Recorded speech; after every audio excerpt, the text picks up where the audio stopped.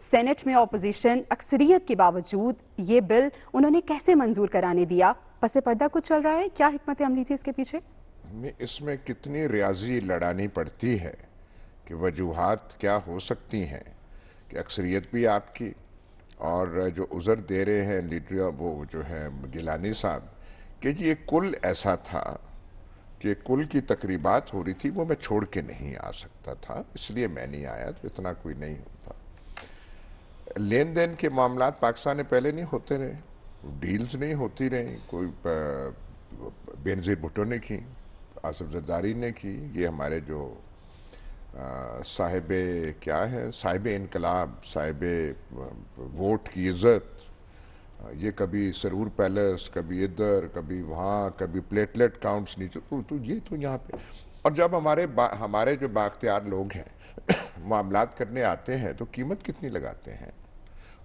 ان بیچاروں کو چھوڑیے، ہم جب اپنے ملک کا سودا کرتے ہیں، اور ہم نے کئی بار اپنی تاریخ میں کیا ہے، پہلے افغان جہاد میں، نام نہاد جہاد میں، دوسرے نام نہاد وہ جو امریکہ حملہ ہوا تھا مشرف کے زمانے میں، ہم نے اپنی قیمت کتنی لگائی تھی کہ ہماری جو خدمات ہیں، مطلب وہ ترکڑی پہ تول کے ہم کتنا دیں گے؟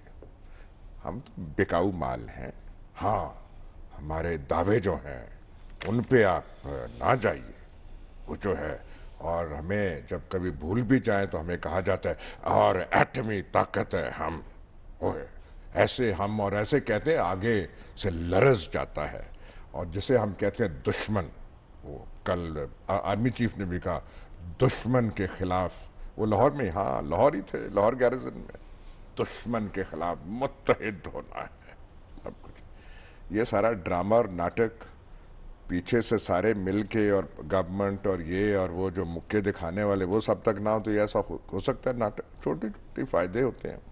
ہم نے وہ بل پاس کرنا تھا، ہمیں جو 1 سال سے ہم آئی ایم ایف کے سامنے دوڑ دوڑ کے گھٹنے اپنے رگڑ رہے ہیں، آئی ایم ایف کہتا ہے نہیں گھٹنے نہیں، ایک بار پھر کرو، ہمارے وہ چھلنی ہو جاتے ہیں، کہتا ہے نہیں اور تلے جاؤ، پھر ہم تلے جاتے ہیں، پھر آگے سے ایک اور پٹکار ہمیں پیچھے سے پڑتا ہے، شوکت ترین کہتا ہے ہم جو ہے وہ کر کے ہم دکھائیں گے، مطلب اور ہے، اور پھر ہم لیٹ جاتے ہیں اور ایسے ایسے رکھ رہے ہیں، ہم تو وہ کر رہے ہیں۔ میں ایک چیز صرف آپ سے کہوں گا، یہ جو ہے اتنی با کردار قوم، اس کا کردار سامنے کرنے کے لیے ہم نے آئی ایم ایف سے معاہدہ کیا تھا $6 بلین کا، کچھ ہمیں مل گیا، یہ ہمیں اس 6 بلین میں سے 1 بلین کی قسط ملنی ہے، جس سے ہم نے اپنے گھٹنوں کو ریگزار کر دیا ہے، خون ریز کر دیا ہے۔ ایک میں بتا دوں، آج ہی خبر ہے، ارجنٹینا وہ آئی ایم ایف سے 1 سال سے $74 بلین کا معاہدہ کر رہا ہے، 74، اور 1 سال سے جو ہم ڈنڈ بیٹھ کے آئی ایم ایف کے سامنے وہ کر رہے تھے، اس میں ارجنٹینا کی شرط کیا تھی کہ جی ہمارے جو قرضے ہم نے آپ کو پہلے دینے ہیں، ہم اس طریقے سے دے نہیں سکتے، نہیں ہے ہمارے پاس پیسے، آپ کر لیں جو کرنا ہے، آپ اپنے قرضہ جات ری شیڈیول کریں اور ایک نیا فارمولہ بنائیں۔ 1 سال تک مذاکرات ہوتے رہے ہیں، اور آئی ایم ایف نے اب ارجنٹینا کے ٹرمز پہ مانا ہے کہ آپ کو $74 بلین کیسے ملنے ہیں۔ یہ فرق ہے، ان کے پاس ایٹم بم کوئی نہیں ہے، ان کے پاس جو ہماری اعتقاد کی قوت ہے، وہ جو رسیاں ہمارے ہاتھ میں ہیں، فلانی رسی مضبوطی سے تھام لو، ان کے پاس ارجنٹینا نہیں ہے۔ وہ ٹینگو بڑا فیمس ڈانس ہے، آپ نے دیکھا ہوگا، وہ تو ٹینگو کے ماسٹر، وہ تو ڈانس کرتے ہیں۔ سب سے بہترین جو ہے جو یہ بڑا گوشت ہوتا ہے دنیا کا، بیف ارجنٹینا میں بنتا ہے، یا جاپان میں، کوبے کے جو وہ بلکس ہیں ان کو بیئر پلائی جاتی ہے، اس لیے وہ کوبے کی بیف دنیا میں مشہور ہے۔ وہ کام تو وہ ڈانس کرتے ہیں سب کو، وہ اب کھڑے رہے وہاں پہ آئے۔ دیکھیے، ایٹمی قوت ہے، اس سے انکار نہیں کرنا، کبھی نہ کرنا انکار، جو بھی بات ہو وہ ایٹم بم سامنے لے آنا۔ اور ہم کمزور ملک ہیں اور زیادہ سخت الفاظ استعمال نہیں کرنے چاہیے. ہم کمزور ہیں, ہم سے نہیں کھڑا ہوا جاتا. یہ جو بل ہے اس میں آپ کو پتا ہے کہ گورنر اسٹیٹ بینک کی ماہانہ تنخواہ کتنی ہے؟ 1.5 کروڑ روپے. اور یہ ایک ٹرم کے لیے نہیں ہوگا. جو ایک ٹرم کے لیے ہوگا اس کی سیکنڈ ٹرم لازمی ہے. آپ اسے نکال نہیں سکیں گے. آپ کچھ بھی نہیں اس کا کر سکتے. انہوں نے سب کچھ, کیونکہ آپ کا یہ جو فائنینشیل میٹرز ڈیل کرنے والے ہیں وہ ایک ٹولہ ہے.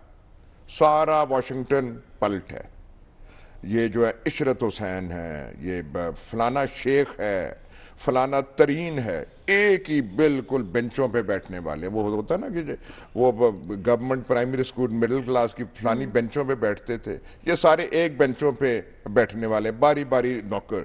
یہ جو ہیں ہمیں آج جو بھاشن دیتے ہیں, یہ شہباز گل, یہ جو سیکیورٹی پالیسی کا ہے, وہ معید یوسف, آہستہ سے اس کا نام لینا چاہیے. وہ جو اس دن سلمان غنی صاحب میں نے کہا تھا کہ یہ اشرف غنی کا جو کابل ہے, اور یہ ان لوگوں سے بھرا ہوا تھا, عشرت حسینوں سے اور واشنگٹن پلٹ آدمیوں سے اور معید یوسفوں سے. وہ آج ان کو طالبان کو چیلنج ہے, اور کابل میں ایک بھی ڈھونڈ کے آدمی وہ نکال دیں, مان جائیں گے ہم وہ ہے. اور یہ کون سی قوم, مطلب یہ قوم. لیکن ایک بات ماننی پڑے گی اس قوم, ہائے ہائے ہائے, جب ہم بولتے ہیں جو ہماری اکڑ ہوتی ہے, اور جو ہم کہتے ہیں کہ ہمارا فلانا ہے اور ہم ایٹمی قوت, یار بات سن, کیا بات. سلمان غنی صاحب, اپوزیشن کا بیانیہ تو یہ تھا کہ یہ قومی سلامتی کا مسئلہ ہے اور ہم یہ بل کو منظور ہونے نہیں دیں گے. اگر ہم اس پہ ہی بات کریں تو پھر کیا ایسی وجوہات بنی کہ یہ بل بھی منظور ہو گیا, اور کیا اسٹیٹ بینک کی خود مختاری کے بل کی جو منظوری ہے وہ ناگزیر تھی؟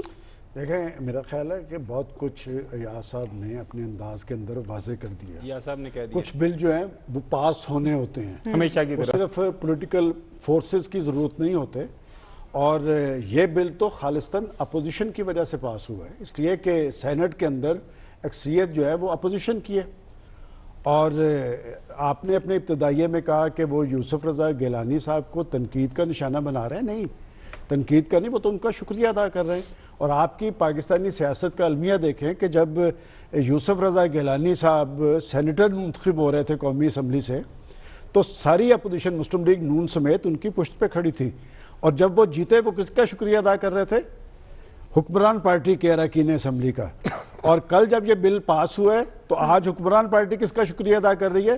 یوسف رضا گیلانی کا. اور یوسف رضا گیلانی اور صادق سنجرانی ایک جگہ پہ کھڑے ہیں. یہ بل اپوزیشن کہہ رہی تھی کہ یہ قومی مفادات کے منافی ہے, یہ پاکستان کے معاشی سکوت کے مترادف ہے, اور اس کے بعد ہم IMF کے غلام ہوں گے. لیکن ہوا کیا؟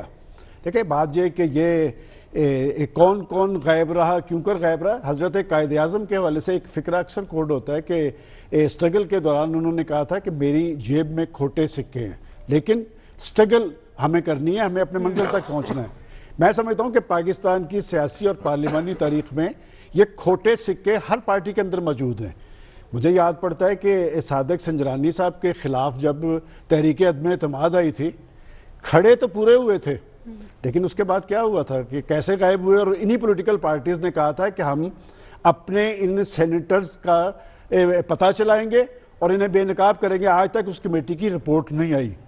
اور اب سب کچھ کیا ہوا. دیکھیں, یوسف رضا گیلانی صاحب, یہ جو دن تھا کل کا بڑا امپورٹنٹ ہے. اصل بات یہ ہے کہ کل کا دن آخری دن تھا. اس کے بعد 2 فروری کو وہ اجلاس ہونا ہے IMF میں, جس میں ہمیں وہ $1 ارب کی قسط ملنی ہے, جس کے عوض پاکستان کے عوام پر اربوں روپے کی چھری چلا دی گئی ہے. سر, اپوزیشن جب اتنی تنقید کر رہی تھی, بڑی بڑی باتیں ہو رہی تھی, بڑے بڑے دعوے ہو رہے تھے کہ بل کو ہم منظور کرانے نہیں دیں گے, تو پھر کیا وجہ ہے, کہاں غائب رہی اپوزیشن؟ دیکھیں, آپ کو اگر ایاز صاحب کے بعد میں نے بھی جو بات کہی, کچھ بلز ایسے ہوتے ہیں جو پولیٹیکل پارٹی سے بالا ہوتے ہیں, جو پاس کروانے ضروری ہیں.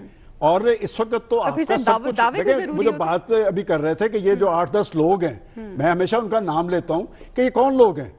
کہ حفیظ شیخ کاف لیگ کے بھی وزیر خزانہ ہوتے ہیں, پیپلز پارٹی کے بھی ہوتے ہیں, ان کے بھی ہوتے ہیں, اور اسی طرح شوکت ترین صاحب کیا ان کی ایفیلیشن پولیٹیکل پارٹیز کے ساتھ ہوتی ہے یا حکومتوں کے ساتھ ہوتی ہے؟ یہ دراصل IMF کے لوگ ہیں. اور یہ بل جو ہے ابھی وہ جو بتایا گیا ان کی تنخواہ، ذرا ان کے اختیارات کی بات بھی کر لے. پاکستان کے پرائم منسٹر کو اتنے اختیارات حاصل نہیں ہیں جتنے اس وائسرائے باقر صاحب کو حاصل ہیں. اور یہ ہم نے اپنی پارلیمنٹ، یہ ان کی شرط تھی. پہلی دفعہ یہ اس طرح کی قانون سازی اس سے پہلے پاکستان میں نہیں ہوئی. یہ ان کی شرائط تھی جو ہماری پارلیمنٹ نے پاس کی ہیں. یہ سب ایک ہیں، اور وہ جو اس پرچم کے سائے تلے ہم سب ایک ہیں. تو بات یہ کہ اس کا سب سے بڑا ثبوت کل کھل کے سامنے آ گیا ہے. اب صرف ان اپوزیشن، بلاول بھٹو زرداری صاحب نے کہا تھا پاس نہیں ہونے دیں گے، شہباز شریف صاحب نے کہا تھا. اس کے بعد آپ دیکھ لیں کہ یوسف، میں جو بتا رہا ہوں اصل بات اس میں نقطہ یہ ہے کہ کل کا دن امپورٹنٹ تھا.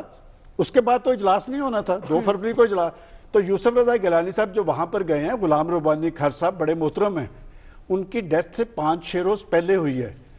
اور یوسف رضا گیلانی صاحب کیوں کر وہاں پر موجود نہیں رہ گئے؟ میں 2 لوگوں کو اپریشیٹ کروں گا اپوزیشن کے. ایک تو سینیٹر مصطفیٰ نواز کھوکھر صاحب اور دوسرے مصدق ملک صاحب. میرے خیال یہ دونوں پولیٹیکل ورکرز ہیں. شاید وہ اس کہانی کو سمجھ نہیں سکے. وہ رات ہمارے چینل پہ ہی وہ یہ کہہ رہے تھے کہ ہمیں امبیرسمنٹ کا سامنا کرنا پڑا ہے، اس لیے کہ ہم کہہ کچھ اور رہے تھے اور عملاً. اور وہ مصطفیٰ نواز کھوکھر صاحب نے کہا کہ یوسف رضا گیلانی صاحب اگر نہیں آئے تو کوئی بات ہوگی. اور یہی بات مصدق ملک صاحب نے کہی کہ مشاہد حسین صاحب کیوں نہیں آئے. وہ دیکھیں ذرا، وہ جو تحریک انصاف کی ڈاکٹر زرکا سہروردی صاحبہ، وہ آکسیجن کا ساتھ لے کے سلنڈر وہاں پر آئی ہیں، وہ بھی کرونا کی. اور ہمارے دوست اور آپ کے بھی دوست مشاہد حسین سید صاحب اسلام آباد میں موجود ہونے کے باوجود وہاں پر نہیں آئے. اور مشاہد صاحب صرف ایک کال پہ نہیں آئے ہوں گے، وہ آپ بھی جانتے ہیں اور میں بھی جانتا ہوں. جب تک، اور یہ لوگ بڑے آپ دیکھیں کہ یہ میں بڑے عرصے سے دیکھ رہا ہوں کہ یہ جنہیں ہم کھوٹے سکے سمجھتے ہیں نا، یہ بڑے ٹائم پہ کام آتے ہیں. اور یہ وہی لوگ ہیں. میں کسی کا نام نہیں لیتا، میں 4 جماعتوں میں ایک سینیٹر کو دیکھ رہا ہوں اور وہی غائب ہوتے ہیں. آج تک پولیٹیکل پارٹیز ان کا نوٹس نہیں لے سکی.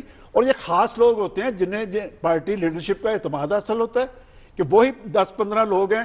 اور ہر موقع پہ جب اس طرح کی قانون سازی ہوتی ہے، جب پولیٹیکل پارٹیز نے ایک سٹانس لیا ہوتا ہے، وہ پولیٹیکل پارٹیز کی اس نظم و ضبط کا اسے انحراف کرتے ہیں اور وہ کر نہیں سکتے. سلمان صاحب، کیا شہباز شریف صاحب اس کا نوٹس لیں گے؟ دیکھیں، میں نے تو آپ کو اس سے پہلے اس سے بڑی بات بتائی ہے کہ بلاول بھٹو زرداری صاحب نے اور شہباز شریف صاحب نے پہلے جب تحریک عدم اعتماد آئی تھی، جس میں پوری قوم نے دیکھا تھا کہ پہلے تو وہ 57 لوگ کھڑے ہوئے تھے اور اس کے بعد وہ سارے غائب ہوئے ہیں. اسی لیے پاکستان کی پولیٹیکل پارٹی سٹرونگ نہیں ہوتی. اور جب تک پاکستان کی پولیٹیکل پارٹیز کے اندر پولیٹیکل ورکرز کو عزت نہیں ملے گی اور ان کے اندر جمہوریت نہیں ہوگی، پاکستان کے اندر جمہوریت جو ہے مضبوط نہیں ہو سکتی. اور آخری بات میں یہ کہنا چاہتا ہوں، دیکھیں یہ بل پاس ہو گیا اور اس کے اثرات کیا ہوں گے. یہ وہ اس پارٹی کی گورنمنٹ ہے جو یہ سمجھتی تھی کہ IMF سے رجوع پہ خودکشی کو ترجیح دیں گے. کل کے اس بل کے پاس پاکستان واقعتاً معاشی غلامی میں گیا ہے. اور جس ملک کی تقدیر کے فیصلے IMF کرے گا، اس ملک میں جمہوریت کا اور اس ملک کا مستقبل کیا ہوگا، یہ ہم اپنے ناظرین پہ چھوڑتے ہیں. یعنی سلمان صاحب، دعوے اور وعدے جو ہیں وہ حکومت کی جانب سے بھی ہو رہے ہیں، اپوزیشن کی جانب سے بھی ہو رہے ہیں، لیکن صرف عملی باتیں ہو رہی ہیں، عملاً کچھ نہیں ہو رہا.